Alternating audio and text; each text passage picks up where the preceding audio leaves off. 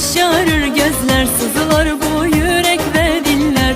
Bu aşıklar seni özler Muhammed ya Resulallah.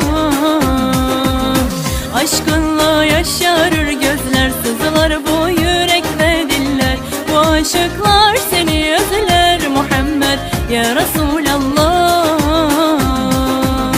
Allah'ım bağışla bizi bu Mevlüt kandilinde, o güzel Resulün yüzünü görelim biz de cennette. Allah'ım